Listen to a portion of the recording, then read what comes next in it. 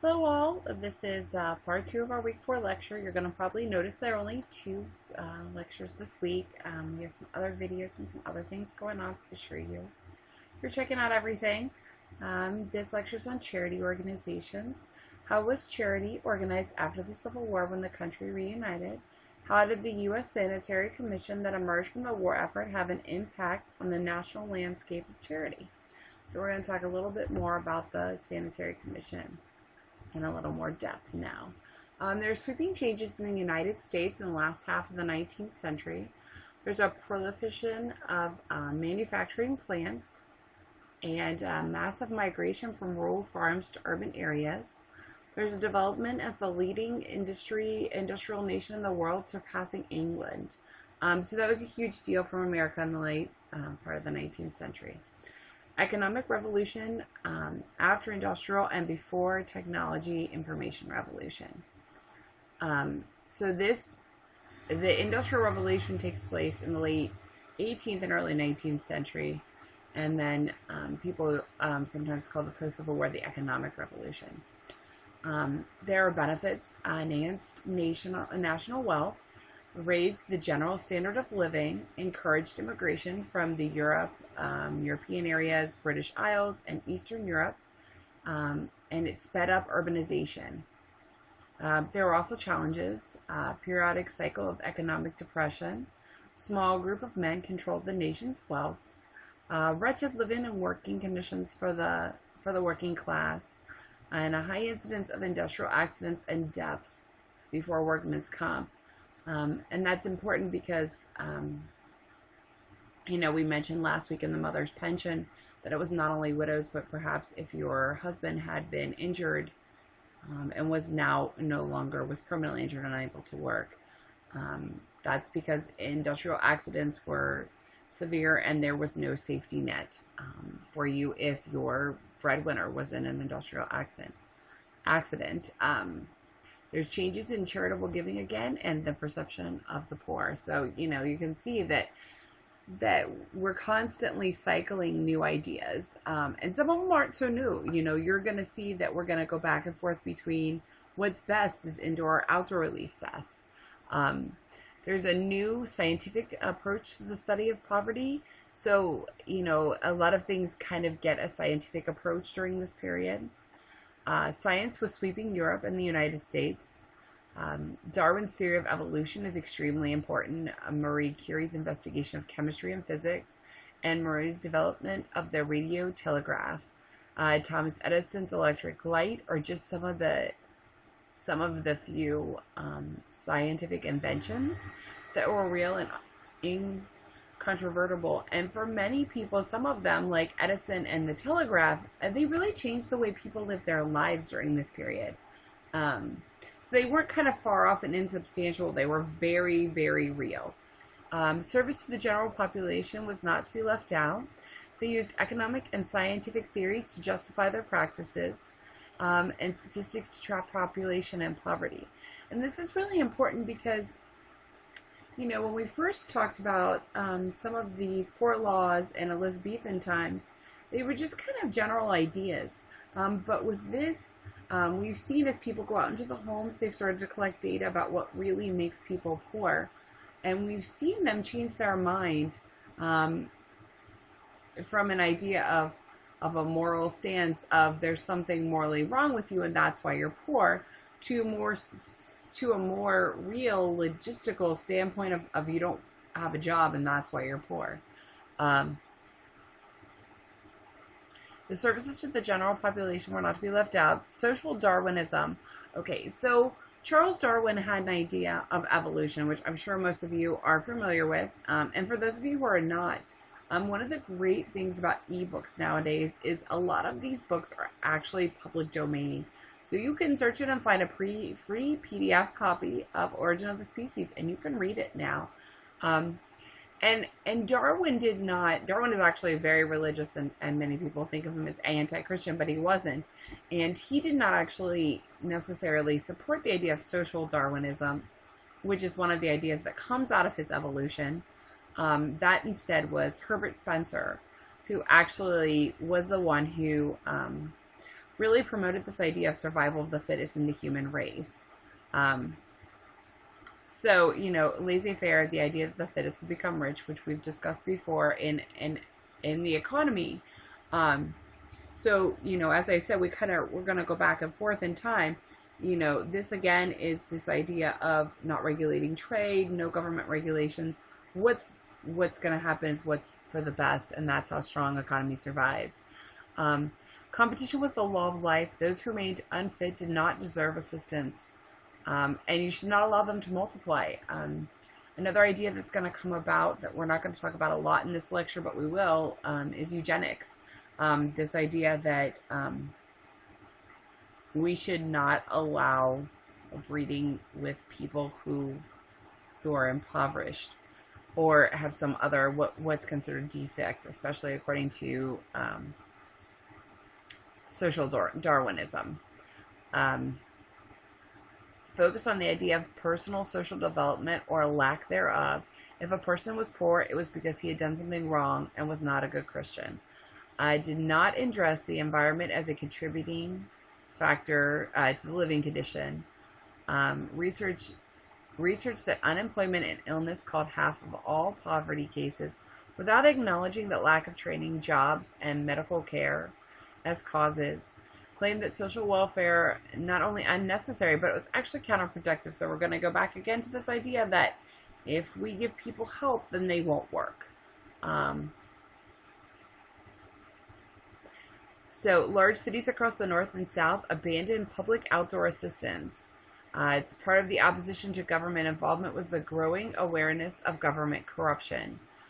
So in the end of the 19th century and even into the early 20th century, we're going through a period that you may be familiar with called the Gilded Age. And there's a lot of political corruption, and it is a real problem that people were concerned about. Some opposed all public support, including even education, sanitary regulation, public mail, regulation of business, and absolutely any assistance to the needy. So no indoor or outdoor poor relief was supported in some areas. There's a charity organization movement at the end of the 19th century. They're no longer confident that the government could handle any kind of public relief. Proliferation of private agencies with the decline of public welfare and skepticism about government control. A coordinated voluntary organizations kept accurate records, distributed aid honestly and carefully. The goal was to uplift the needy. Influential lawyer philanthropists. Public outdoor relief makes for class separation and the anonymity of the classes. Private charity makes for a brotherhood of the man. Ideal charity was served by the well-to-do, the poor to teach self-respect and build characters. So again, we can see them really focusing on this idea that the poor have moral deficiencies as well as being impoverished. Modern in method, but looked backwards to perceptions of the poor as lazy and indolent. Initiated new practices that lay the groundwork for modern social work. Casework, education, and training programs, individualization of services, but did nothing to change the plight of the poor. First conference of charities and corrections was in 1874 during an economic depression. They feared social welfare measures that enabled dependency would weaken the human race. They feared that poverty could be inherited. So when they're looking at poor parents and they have poor children, they're not thinking, well, the environment, lack of education, lack of training, lack of jobs. They're thinking that it's almost like inherited like a gene. It condemned outdoor relief. Funds or soup kitchens that were popping up all over equals excess relief, according to them. Bring about order to indiscriminate, relied policies of overlapping private agencies and a municipal relief system, which presumably encouraged indolence, pauperism, and fraud. That's a quote from Reverend Green in Buffalo, New York in 1877. There's a national growth in the cities of charity organizations, societies. They are clearinghouses for charitable agencies in the community. They maintained registries of relief applications. They kept detailed records of aid distributed and designated, again, the worthy poor. They ensured anti-public welfare. They ensured the continuation of anti-public welfare attitude. They condemned workers for not being able to take lower wages as a result of the depressions, even if it was not a living wage. 1890, the public relief should be made available only in extreme cases of distress, when starvation is imminent. That's Josephine Shaw Lowell, who is pictured on this slide. By 1900, there were 138 organized charity organization societies. They're supported by the wealthy and modeled after their monopolies and academics. So that was the collection of hard data. As I mentioned, this is to some degree the start of social welfare as a profession, because it focuses very much on the scientific collection of data. Unfortunately, it does not broaden into a less moral organization. They still believed in individual moral concept of poverty. They attributed poverty and distress to personal defects and evil acts. People had to be forced to endure deprivation in order to keep working. The poor needed supervision and guidance. So, again, we're talking very much about social control. Who to reach out to individuals and determine their worthiness. The people who went into people's homes to determine whether they are worthy or not were called friendly visitors. And you can actually Google the term friendly visitors and see that some people still use that term today. I mean, it is slightly antiquated, but it's not completely out of date term. Middle and upper class men and women went into the homes of impoverished to help them. There are fewer men than in the previous era. We discussed in a previous lecture that this really becomes kind of a part of the women's domestic sphere, and that it becomes a part of a woman's job. So there were more women post the Sanitary Commission. They're supposed to teach thrift and model upstanding behavior, and that includes moral behavior. Investigation was the key to treatment. This is a very scientific idea of charity. They were to identify the worthy poor, investigate their applicant for assistance, exhort the paupers to overcome intemperance, laziness, provide sympathy and encouragement, but not necessarily money. So this was more about showing worthy poor what they could be than actually necessarily helping them. It removed sentimentality and indiscriminate giving. It promoted the virtues of being rational and efficient. It had an unexpected impact on the visitors. So I think I talked about this in our previous lecture too. And what you'll see is as people go into the homes, they get to know the people that they're visiting. They found that the poor did not welcome their moral guidance. They didn't necessarily want a moral white middle-class person telling them how they should and should not behave. They claimed to be friends, which was impossible, while wearing an air of wisdom and superiority. They never overcame the contradiction between being friends and being investigators. So they called themselves friendly visitors because they wanted to sound like this kind of friendly thing, but it was really more about social control and investigation than it was about being friendly. Visitors gained a new understanding and appreciation of the plight of families. The moral underpinning of poverty was unraveling, as I've talked about in previous lectures. As people come into the home, they see that maybe these people are not as immoral as they thought they were.